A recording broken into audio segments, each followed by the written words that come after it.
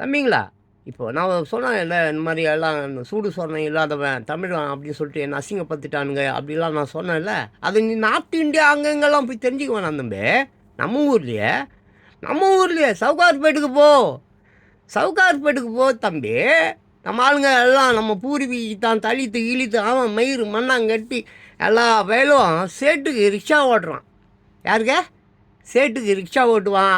சேட்டுக்கு அந்த வண்டி சீசிங் அதெல்லாம் சேட்டுக்கிட்ட வேலை செய்கிறவன். ஏன் நம்ம ஆளுங்க படித்தவன் எவனாவது இருக்கா சொல். நீயே சொல். நீ படிச்சிருக்கியா? ஏய், சேட்டுக்கிட்ட வேலை செய்கிறவன், சேட்டு சொல்கிற வேலையை சொல்கிறவன், சேட்டு என்ன போய் அவனை கொல்லுன்னா போய் கொண்டுட்டு வருவான். அந்த காரை தூக்கிட்டு வருவான். கடன் வாங்கிட்டு கடனே கொடுக்க மாட்டான். யார்? நம்மாலியா தமிழன் என்று சும்மா அப்படியே சும்மா அப்படி நெஞ்சை நிமிர்த்து சும்மா வீரபாண்டிய கட்டபொம்மை மாதிரி உன்னால் பேச முடியுமா? வீரபாண்டியன் கட்டபொம்மை மாதிரி தூக்கில் போட்டாங்க அவனை. அப்போ கூட அவன் தில்லு, நான் அந்த வம்சத்தில் வந்தவன் தெரியுமா? அந்த வம்சத்தில் சத்திரியன்